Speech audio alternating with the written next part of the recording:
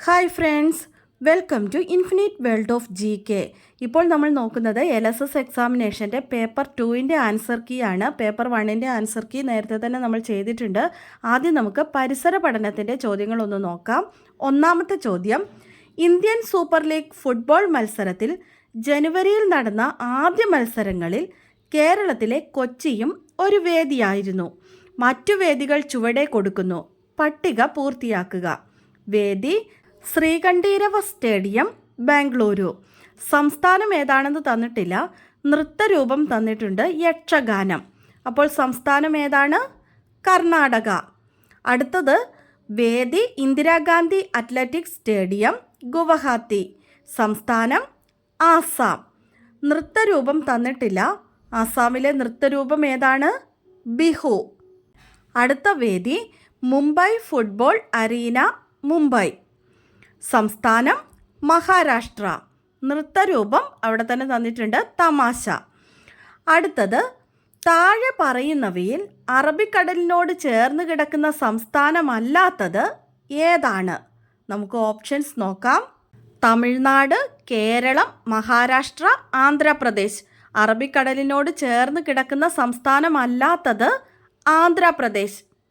അടുത്ത ചോദ്യം, ചുവന്ന മലയുടെ സംസ്ഥാനം എന്നറിയപ്പെടുന്ന ഇന്ത്യൻ സംസ്ഥാനം ഏതാണ്? ഉത്തരം അരുണാചൽ പ്രദേശ്. അടുത്ത ചോദ്യം, പടിഞ്ഞാറേ അറ്റത്തുള്ള ഇന്ത്യൻ സംസ്ഥാനം ഏതാണ്?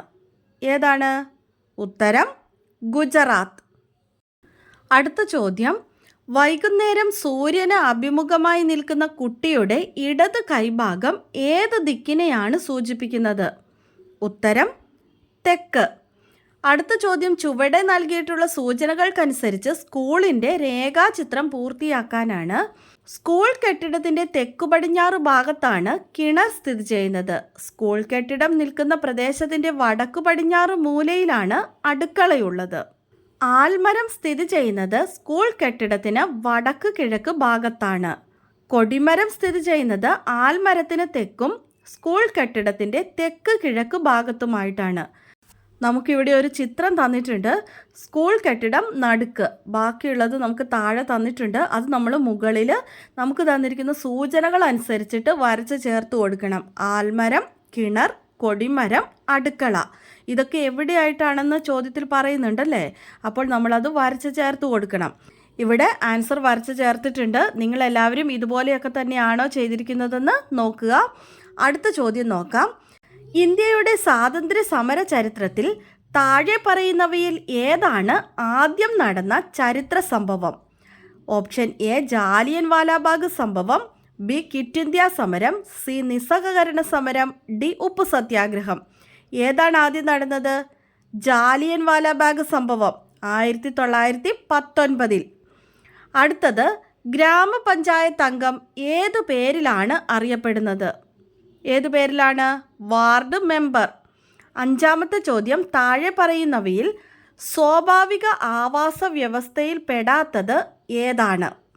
ഓപ്ഷൻ എ കുളം, ബി അക്വേറിയം, സി വയൽ, ഡി വനം. സ്വാഭാവിക ആവാസ വ്യവസ്ഥയിൽ പെടാത്തതാണ് ചോദിച്ചിരിക്കുന്നത്. ഉത്തരം അക്വേറിയം. ആറാമത്തെ ചോദ്യം, ചുവടെ കൊടുത്തിട്ടുള്ളവയിൽ ശരിയായ പ്രസ്താവന ഏതാണ്? ഇവിടെ കുറച്ച് പ്രസ്താവനകൾ തന്നിട്ടുണ്ട്. അതിൽ ശരിയായിട്ടുള്ളതാണ് നമ്മൾ എടുത്തെഴുതേണ്ടത്. ഓപ്ഷൻ എ ഏകബീജപത്ര സസ്യങ്ങളുടെ കാണ്ഡത്തിൻ്റെ പുറംഭാഗത്തിന് ഉൾഭാഗത്തേക്കാൾ താരതമ്യേന കടുപ്പം കുറവാണ്. ബി ദ്വിബീജപത്ര സസ്യങ്ങളുടെ കാണ്ഡത്തിൻ്റെ പുറംഭാഗത്തിന് ഉൾഭാഗത്തേക്കാൾ കടുപ്പം കൂടുതലാണ്. സി ദ്വിബീജപത്ര സസ്യങ്ങളുടെ കാണ്ഡത്തിൻ്റെ ഉൾഭാഗത്തിന് പുറംഭാഗത്തേക്കാൾ കടുപ്പം കൂടുതലാണ്. ഡി ഏകബീജപത്ര സസ്യങ്ങളുടെ കാണ്ഡത്തിൻ്റെ ഉൾഭാഗത്തിന് പുറംഭാഗത്തേക്കാൾ താരതമ്യേന കടുപ്പം കൂടുതലാണ്. ഏതാണ് ശരിയായിട്ടുള്ള ഉത്തരം? സി ആണ്. ദ്വിബീജപത്ര സസ്യങ്ങളുടെ കാണ്ഡത്തിൻ്റെ ഉൾഭാഗത്തിന് പുറംഭാഗത്തേക്കാൾ കടുപ്പം കൂടുതലാണ്. ഉത്തരം ഓപ്ഷൻ സി. അടുത്ത ചോദ്യം, ശരീരത്തിൽ മുറിവേൽക്കുമ്പോൾ ചെയ്യാൻ പാടില്ലാത്ത കാര്യം ഏതാണ്? മുറിവിൽ കട്ട പിടിച്ച രക്തം നീക്കം ചെയ്യണം. മുറിവേറ്റ ഭാഗം ശുദ്ധജലം ഉപയോഗിച്ച് വൃത്തിയായി കഴുകണം. മുറിവേറ്റ ഭാഗം ഉയർത്തിപ്പിടിക്കണം. മുറിവേറ്റ ഭാഗം വൃത്തിയുള്ള തുണി ഉപയോഗിച്ച് അമർത്തിപ്പിടിക്കണം. ഏതാണ് ചെയ്യാൻ പാടില്ലാത്ത കാര്യം? ഏതാണ്? മുറിവിൽ കട്ടപിടിച്ച രക്തം നീക്കം ചെയ്യണം. Option A.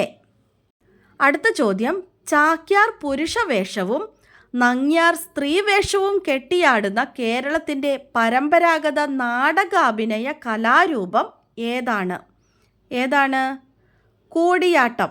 ഉത്തരം കൂടിയാട്ടം. 9ാമത്തെ ചോദ്യം, ഇടിമിന്നൽ ദ്രവ്യത്തിൻ്റെ ഏതവസ്ഥയാണ്? ഉത്തരം പ്ലാസ്മ. 10ാമത്തെ ചോദ്യം, ഇരപിടിയന്മാരായ പക്ഷികൾക്ക് അവയുടെ ആഹാര സമ്പാദനത്തിന് സഹായകമായ ഒരു അനുകൂലനം എഴുതുക. എന്താണ്? ഇരപിടിയന്മാരായ പക്ഷികൾക്ക് എന്തൊക്കെയായിരിക്കും ഉണ്ടായിരിക്കുക? കൂർത്ത കൊക്ക്, കൂർത്ത നഖങ്ങൾ. 11ാമത്തെ ചോദ്യം, സൂര്യപ്രകാശം പതിക്കാത്ത ചന്ദ്രൻ്റെ ഭാഗം മാത്രം ഭൂമിക്ക് അഭിമുഖമായി വരുന്ന ദിവസത്തിന് പറയുന്ന പേരെന്താണ്? എന്താണ്? അമാവാസി. ഇത് കഴിഞ്ഞ ദിവസം നമ്മൾ ഡിസ്കസ് ചെയ്ത ചോദ്യമാണല്ലേ. അടുത്ത ചോദ്യം, കൂട്ടത്തിൽ പെടാത്തത് ഏതാണ്? Callisto, Aditya, Ganymede, Europa. ഏതാണ്? ആദിത്യ. ആദിത്യയാണ് കൂട്ടത്തിൽ പെടാത്തത്. അടുത്തത് മാത്സിൻ്റെ ക്വസ്റ്റ്യൻ പേപ്പറാണ്. നമുക്ക് ചോദ്യങ്ങൾ നോക്കാം. ചോദ്യം 13. 2 ചതുരങ്ങൾ ചേർത്ത് വെച്ച ആകൃതിയിലാണ് സുഗന്ധഗിരി LP സ്കൂളിലെ പൂന്തോട്ടം. പൂന്തോട്ടത്തിൻ്റെ അതിരുകളുടെ അളവുകൾ നൽകിയത് നോക്കുക. ഇവിടെ ഒരു ചിത്രം തന്നിട്ടുണ്ടല്ലേ. ചോദ്യം ഇതാണ്, പൂന്തോട്ടത്തിൻ്റെ ചുറ്റളവ് എത്രയാണ്? ഇവിടെ അളവ് തന്നിട്ടുണ്ട്. അപ്പോൾ പൂന്തോട്ടത്തിൻ്റെ ചുറ്റളവാണ് നമ്മൾ കണ്ടുപിടിക്കേണ്ടത്. ചോദ്യത്തിൽ നീളവും വീതിയും ഒക്കെ തന്നിട്ടുണ്ട്. അപ്പോൾ നമുക്ക് ഉത്തരം നോക്കാം. 14 + 16 × 2 എത്രയാണ്? 60 മീറ്റർ. ഉത്തരം 60 മീറ്റർ. അടുത്ത ചോദ്യം, പൂന്തോട്ടത്തിൻ്റെ ചുറ്റിലും വേലി കെട്ടാനായി 1 മീറ്റർ അകലത്തിൽ കമ്പുകൾ നടണം. എത്ര കമ്പുകൾ വേണ്ടിവരും? എത്ര മീറ്ററാണ് ചുറ്റളവ്? 60 മീറ്റർ ആണല്ലേ. അപ്പോൾ ഓരോ മീറ്റർ അകലത്തിൽ കമ്പുകൾ നടണമെങ്കിൽ എത്ര കമ്പുകൾ വേണ്ടിവരും? 60 കമ്പുകൾ. ഉത്തരം 60. അടുത്ത ചോദ്യം, ചുറ്റിലും വേലി കെട്ടാനുള്ള ചെലവ് മീറ്ററിന് 100 രൂപയാണെങ്കിൽ ആകെ എത്ര രൂപ വേണ്ടിവരും? ചുറ്റളവ് നമുക്ക് കിട്ടിയിട്ടുണ്ട് 60. അപ്പോൾ ചുറ്റിനും വേലി കെട്ടണമെങ്കിൽ 60 × 100 എത്ര രൂപയാണ്? 6000 രൂപ. അടുത്ത ചോദ്യം, മൂവന്തിപ്പാടം LP സ്കൂൾ കുട്ടികൾക്കായി 2 ദിവസത്തെ സഹവാസ ക്യാമ്പ് സംഘടിപ്പിച്ചു. ക്യാമ്പിൻ്റെ ഓരോ ദിവസത്തെയും ചെലവുകൾ നോക്കൂ. 1-ാം ദിവസം 5695 രൂപ. 2-ാം ദിവസം 3467 രൂപ. ചോദ്യം ഇതാണ്, ക്യാമ്പിനായി ആകെ എത്ര രൂപ ചെലവായി? ഉത്തരം 9162 രൂപ. എങ്ങനെയാണ് കിട്ടിയത്? 1-ാം ദിവസത്തെയും 2-ാം ദിവസത്തെയും കൂടി ചിലവ് കൂട്ടിയാൽ മതി. അടുത്ത ചോദ്യം, ക്യാമ്പിനായി പഞ്ചായത്ത് ഒരു കുട്ടിക്ക് 40 രൂപ നിരക്കിൽ സാമ്പത്തിക സഹായം നൽകി. 102 കുട്ടികൾ പഠിക്കുന്ന സ്കൂളിന് ഈ ഇനത്തിൽ ആകെ എത്ര രൂപ ലഭിക്കും? എത്ര രൂപ ലഭിക്കും? 102 കുട്ടികളാണുള്ളത്, 40 രൂപ നിരക്കിൽ. അപ്പോൾ 102 × 40 40,080 രൂപ. അടുത്ത ചോദ്യം, പഞ്ചായത്ത് നൽകിയ ധനസഹായം കൂടാതെ ക്യാമ്പിനായി സ്കൂൾ എത്ര രൂപ കൂടി ചിലവഴിച്ചു? അപ്പോൾ എങ്ങനെ നമ്മൾ കണ്ടുപിടിക്കും? ആകെയുള്ള ചിലവ് എത്രയാണെന്ന് നമുക്ക് നേരത്തെ കിട്ടിയിട്ടുണ്ട്. അതിൽ നിന്ന് പഞ്ചായത്ത് നൽകിയ ധനസഹായം കുറയ്ക്കണം. 9162 നിന്ന് 40,080 കുറയ്ക്കുമ്പോൾ നമുക്ക് ഉത്തരം കിട്ടും 50,082 രൂപ. അടുത്ത ചോദ്യം, ക്യാമ്പിലെ കുട്ടികൾക്ക് പൂർവ്വ വിദ്യാർത്ഥികൾ 825 രൂപയുടെ മധുര പലഹാരങ്ങൾ വിതരണം ചെയ്തു. 5 പേർ തുല്യമായി തുകയെടുത്താണ് ഇങ്ങനെ ചെയ്തതെങ്കിൽ അവരിൽ ഒരാൾ എത്ര രൂപ വീതം എടുത്തിട്ടുണ്ടാകും? എങ്ങനെ കണ്ടുപിടിക്കും? 825നെ 5 കൊണ്ട് ഹരിച്ചാൽ മതി. ഉത്തരം എത്രയാണ്? 165 രൂപ. അടുത്ത ചോദ്യം, ഇവിടെ തന്നിരിക്കുന്ന ചിത്രത്തിൽ എത്ര സമചതുരങ്ങളുണ്ട്? അത് നിങ്ങൾക്ക് വളരെ എളുപ്പത്തിൽ കിട്ടുമല്ലേ? പെട്ടെന്ന് തന്നെ നോക്കുമ്പോൾ തന്നെ നമുക്ക് മനസ്സിലാകും. എത്രയുണ്ട്? 6 സമചതുരങ്ങൾ. അടുത്ത ചോദ്യം, 1, 3, 6, 10. ഈ സംഖ്യാ പാറ്റേണിലെ 10ാമത്തെ സംഖ്യ എത്രയാണ്? എത്രയാണ്? ഉത്തരം 55. ഈ സംഖ്യാശ്രേണി എങ്ങനെയാണ് വരുന്നതെന്ന് നോക്കിയാൽ നമുക്ക് ഉത്തരം കിട്ടും. 1 + 2 3, 3 + 3 6, 6 + 4 10, 10 + 5 15, 15 + 6 21.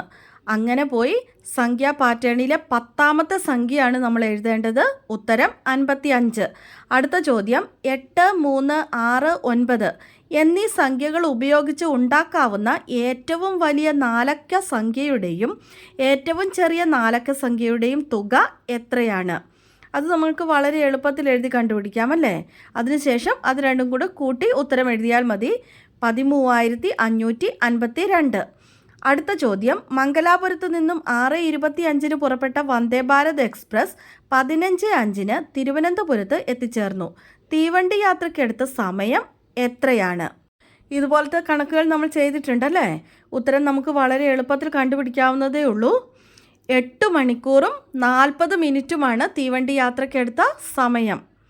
അടുത്ത ചോദ്യം 30 ദിവസമുള്ള ഒരു മാസത്തിലെ 2ാം ശനിയാഴ്ച 8ാം തീയതിയാണെങ്കിൽ ആ മാസത്തിൽ എത്ര ഞായറാഴ്ചകൾ ഉണ്ടായിരിക്കും?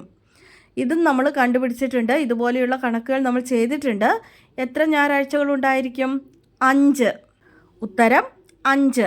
അടുത്ത ചോദ്യം 121 ഒന്നുകളും 24 നൂറുകളും 189 പത്തുകളും 4 ആയിരങ്ങളും ചേർന്ന സംഖ്യ ഏതാണ്?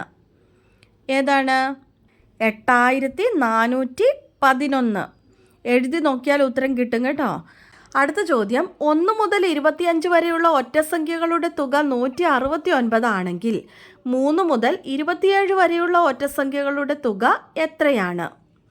ഇത് നമുക്ക് എളുപ്പം കണ്ടുപിടിക്കാവുന്നതേ ഉള്ളൂ അല്ലേ? എത്രയാണ്? 219 ഉത്തരം. അടുത്ത ചോദ്യം 396 മാമ്പഴങ്ങൾ 9 പേർക്ക് തുല്യമായി വീതിച്ചാൽ ഒരാൾക്ക് എത്ര മാമ്പഴങ്ങൾ ലഭിക്കും? 396നെ 9 കൊണ്ട് ഹരിച്ചാൽ മതി. ഉത്തരം കിട്ടും 44. അടുത്ത ചോദ്യം ചെറുതിൽ നിന്ന് വലുതിലേക്ക് എഴുതുക. ഇവിടെ കുറച്ച് ഭിന്നസംഖ്യകൾ തന്നിട്ടുണ്ട്. 3/4, 1/4, 1/2, 1/3. ഇത് ചെറുതിൽ നിന്ന് വലുതിലേക്ക് എഴുതാനാണ് പറഞ്ഞിരിക്കുന്നത്. 1/4, 1/3, 1/2, 3/4 അങ്ങനെയാണ് എഴുതേണ്ടത്. അടുത്തത് രാജു ദിവസവും 6000 മീറ്റർ ദൂരം നടക്കാറുണ്ടെങ്കിൽ ഫെബ്രുവരി 1 മുതൽ 7 വരെയുള്ള ദിവസങ്ങളിൽ അയാൾ ആകെ എത്ര കിലോമീറ്റർ ദൂരം സഞ്ചരിക്കും? ഒരു ദിവസം നടക്കുന്നത് 6000 മീറ്റർ ആണല്ലേ. അപ്പോൾ 1 മുതൽ 7 വരെ എത്ര ദിവസങ്ങളുണ്ട്? 7 ദിവസങ്ങളുണ്ട്. 7 × 6000 എത്രയാണ്? 42,000 കിലോമീറ്റർ. നമ്മുടെ ചോദ്യങ്ങൾ ഇവിടെ കഴിഞ്ഞിരിക്കുകയാണ്. നിങ്ങളെല്ലാവരും നന്നായി എക്സാം എഴുതി കാണുമെന്ന് എനിക്കറിയാം. അപ്പോൾ നിങ്ങൾക്ക് എത്ര മാർക്ക് കിട്ടുമെന്നും എക്സാം എളുപ്പമായിരുന്നോ അല്ലയോ എന്നൊക്കെ കമൻറ്റ് ചെയ്യാൻ നിങ്ങൾ മറന്നു പോകരുത്. പുതിയൊരു വീഡിയോയുമായി അടുത്ത ദിവസം നമുക്ക് വീണ്ടും കാണാം. Thanks for watching.